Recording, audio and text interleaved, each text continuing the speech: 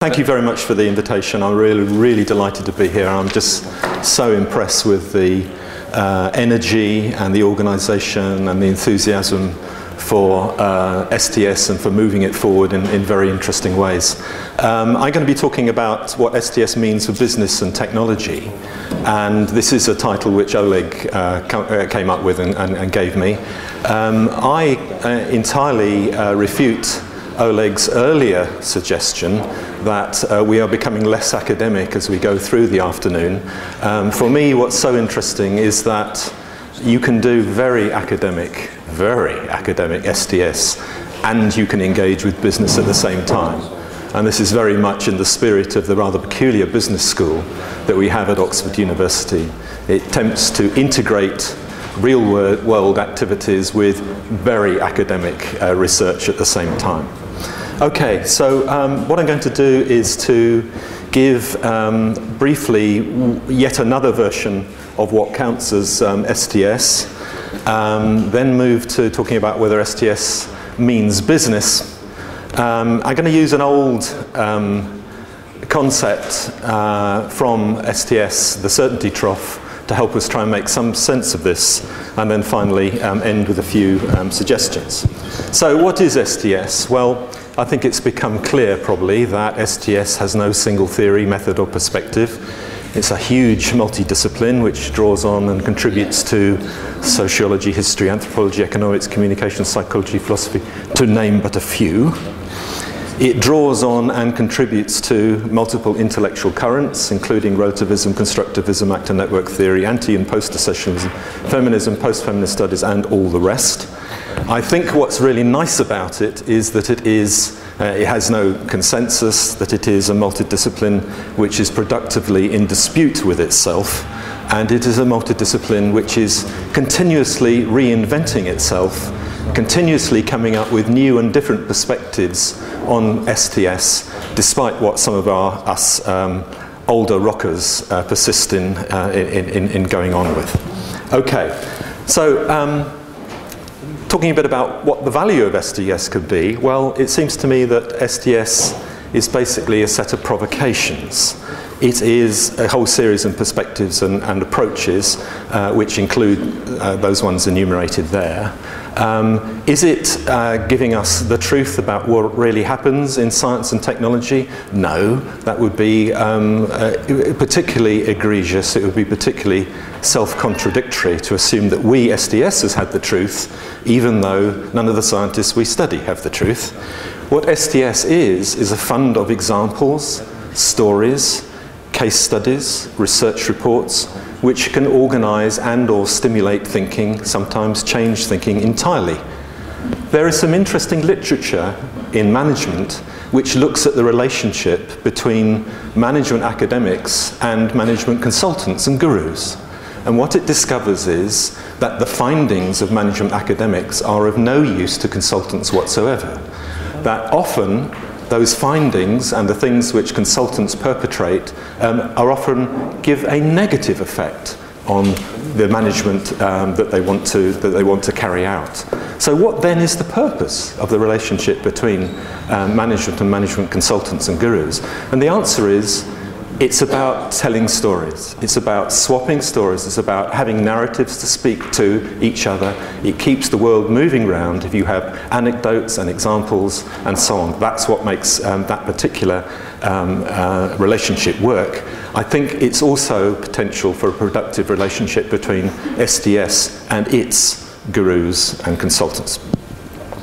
STS I think of as no one thing, you can't pin it down, it's impossible to say what it is, but it is a set of sensibilities which include some of these things. It has a propensity to cause trouble, provoke, and be awkward. It has a preference to work through difficult conceptual and theoretical issues using very detailed empirical case studies, exactly the point that Andy was making earlier.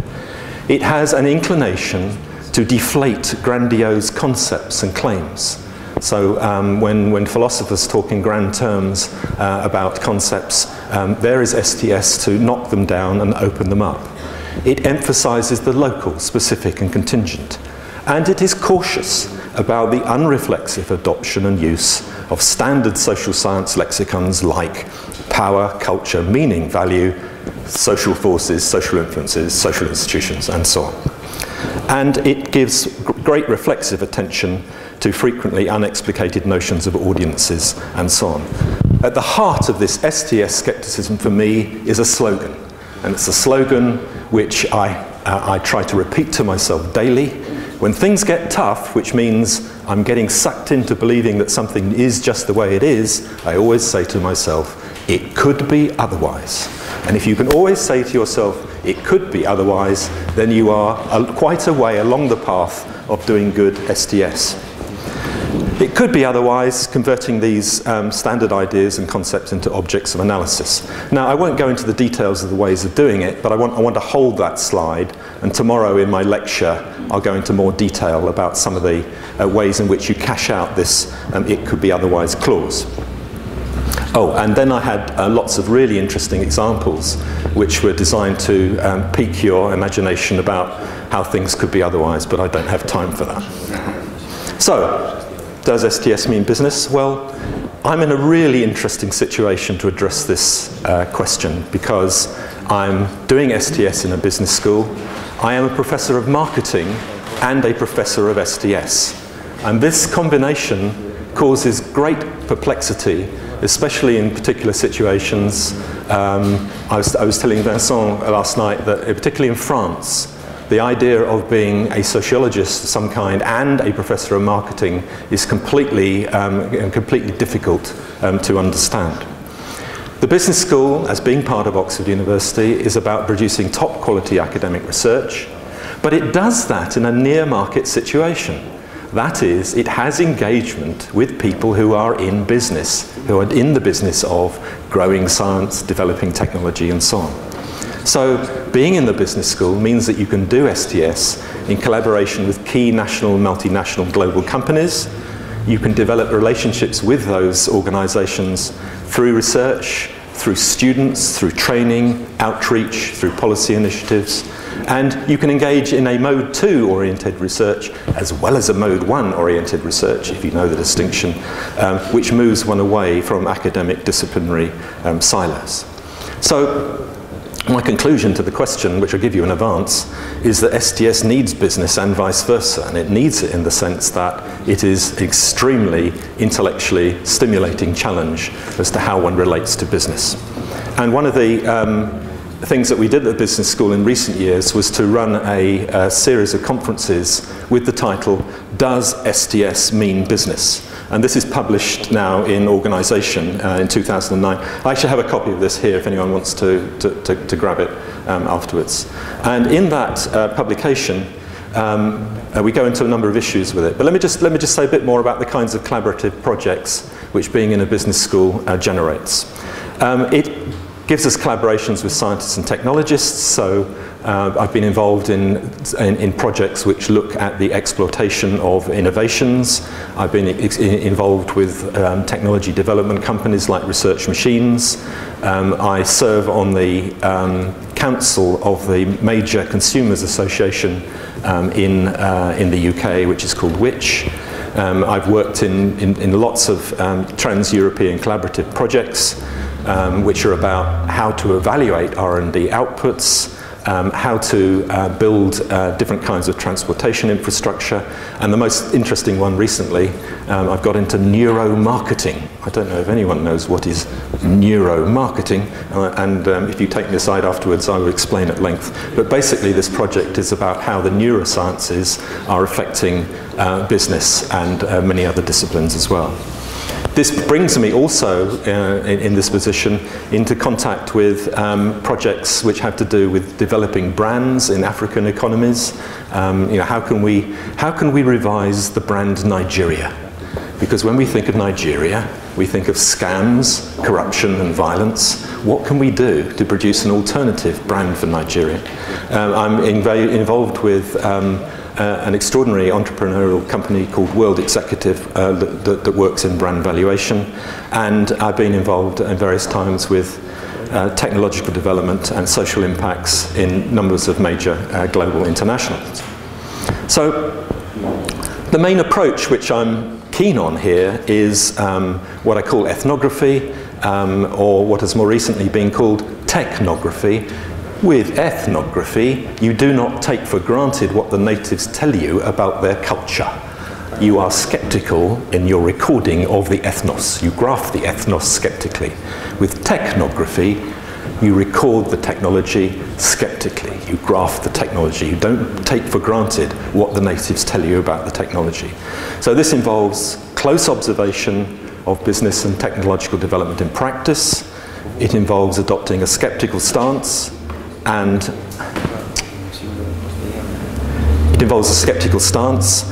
it involves observing and contributing to the situation you're in as it happens. And as I think has been mentioned already, it's now the case that major multinationals employ ethnographers. So Xerox PARC have done, Intel does, Microsoft does, Schonberger has done. And there are now a series of industry-based conferences based on STS ethnography in industry.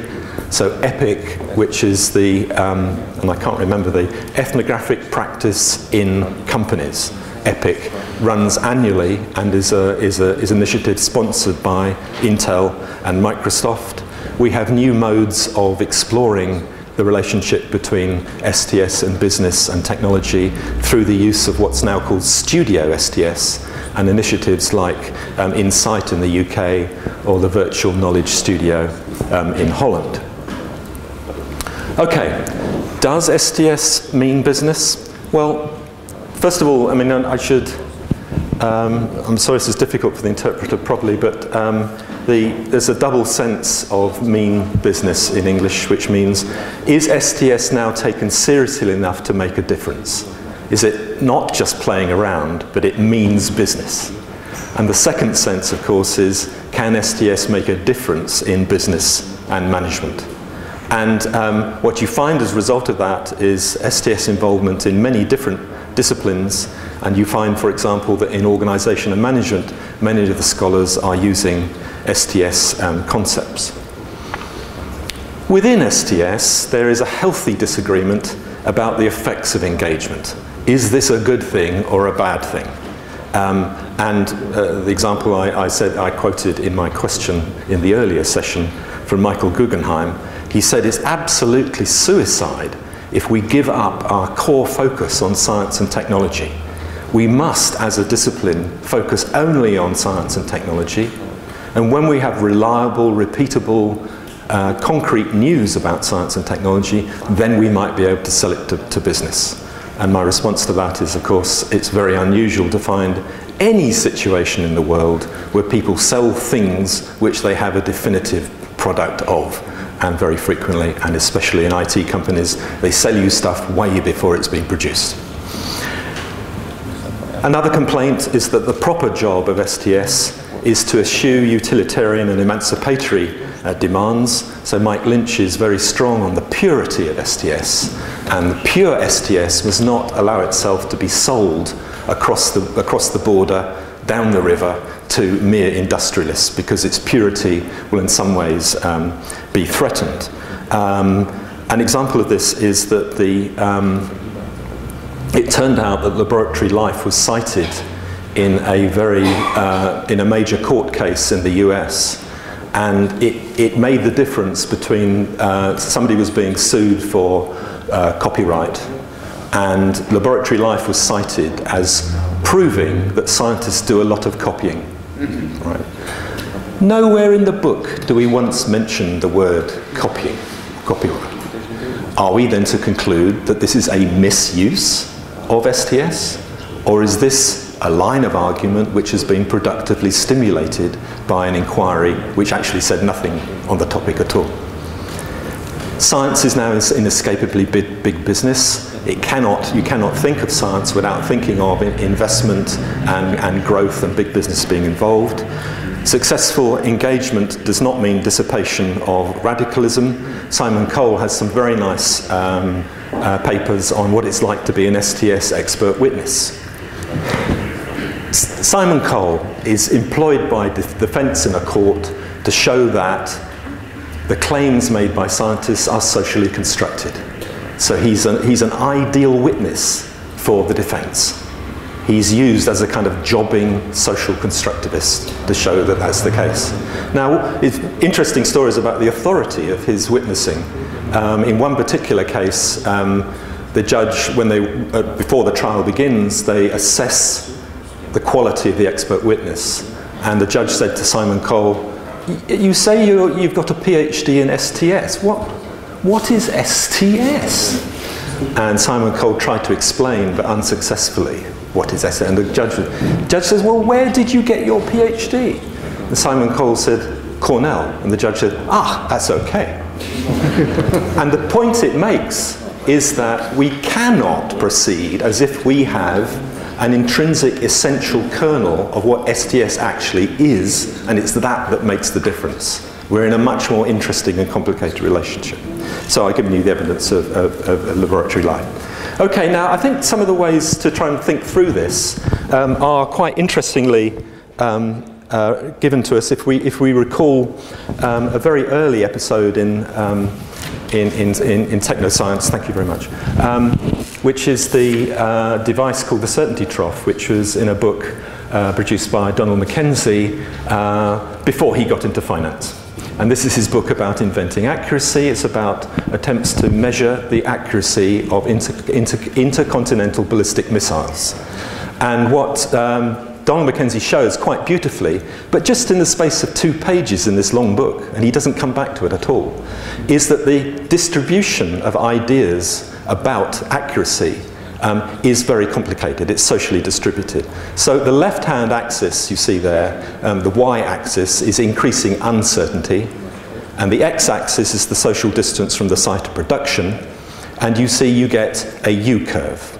And the scientists and technologists nearest the site of production are pretty uncertain about these measures of accuracy. High uncertainty here, the people really don't believe very much the kind of accuracy they're getting. But further away from the site of production, you get a whole bunch of people who believe in the accuracy of the measures which are being made. And then further away you get people who really don't care, they're not involved at all. So what's going on here? Well, in English we have this phrase, absence makes the heart grow fonder. The further away you are from the site of production of the technical fact, the more confident you are in it. I mean, it's a kind of slightly counterintuitive idea.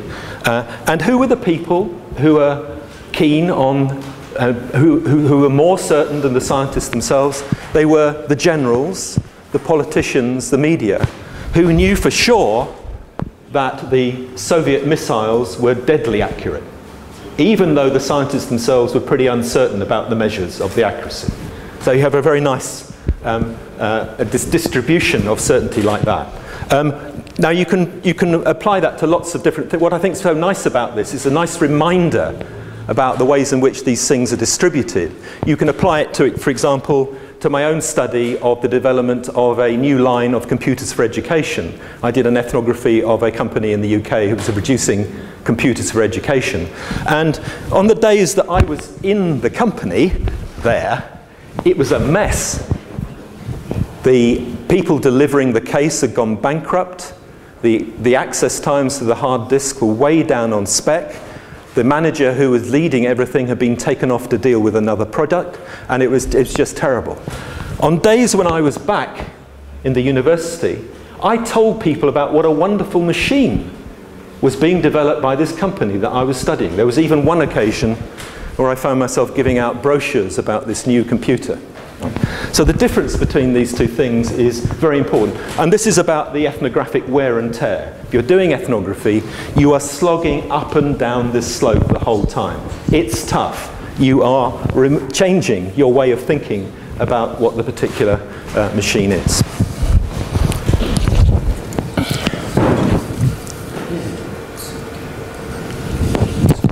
And I should just say that the obvious aim of the developers of the new technologies is to make that trough as wide and deep as possible, right? And you want to know how to do it? Well, it's a marketing question. And the question has to do with how you control the shape of that curve. and the things you put in place to do that. And if you want to know what things to put in place to control the shape of that curve, I'm afraid that's another consultancy from the marketing professor, and but I can talk to you about that later. Okay, so certainty about the technology varies. The reception and use of the technology is socially distributed. There's an enormous capacity in this for misconstruing what users want. The users of the technology need to be taught what to want, and the robustness of the technology depends on the success in configuring the users. Configuration requires ethnographic travel. If you neglect your ethnography, this can lead to insularity, lack of certainty, and product failure. Now, what's interesting is that this has potential application to all cultural artifacts. Supposing, how many minutes? Okay. Supposing we now think of this as the certainty trough for STS. At the coalface, let us admit it, we're not entirely sure, not entirely confident in the kind of things that we're producing and writing. However, on public occasions, we tend to trot out versions of STS to an audience which we like to configure. Supposing this is the work of STS and these are our partners in business and technology development, then something very similar applies. We need to be able to configure our users to make them more confident than perhaps we are about some of the things we are saying about STS. So I think there's a very interesting set of questions which arise, which are productive in terms of applying the certainty trough to our own situation in trying to relate to business and technology. Okay, so and obviously there are variations of the trough. You think of that top line, it's the line where people outside of the producing arena are even more uncertain than the people inside. It's a disaster.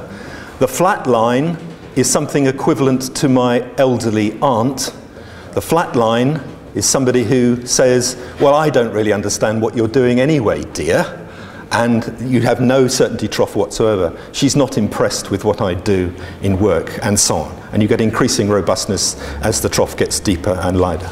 Okay, so just to close, if I may, with some suggestions. It seems to me we have to take very seriously ideas about the relationship between the productions of technology and its uses in trying to understand how we relate, if we want to business and technology. It's very important, it seems to me, that we supplement, perhaps even replace, the linear models of development which still dominate thinking in how it is that you get ideas out of the lab into production and so on. And instead of that, you need to supplementing that with ideas about STS inquiry. For me, STS inquiry, which gets right near the bone of this, is about ethnography, and in particular this variant technography. So my suggestions are, train dozens of STS ethnographers, and you can do that, please, at the European University here. Provide executive education in STS for corporate executives and technology developers, and you have the structure to be able to start doing that. Develop collaborative ethnographic research in business and technology development settings, perhaps in the Skolkovo Institute.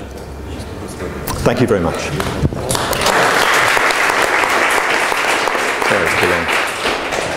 Well, these are clear policy outlines. Are there any burning questions which people would like to address to Steve, or should we go with another presenter and come to discussion? Yeah, that would be first. So because you seem to be incredibly fearless. Still really good with your some stories at the beginning. Sure, no. It's almost as if I primed you with that question. Thank you very much indeed. I've just taken the slide down. But no, what's more interesting about the certainty trough is that what you believe in about the certainty trough varies according to where you are on the curve. Yeah. I'm not sure if I can see that. Oh, I think it goes a long way to getting me out of it. No, I think that's certainly has that variability about it. But no, I mean, accept the point. This is a two-dimensional probe. It's a two-dimensional stimulus to get us thinking differently about the relationship between STS and the outside. And I think it affords all those difficult questions, which I'm very happy to pursue.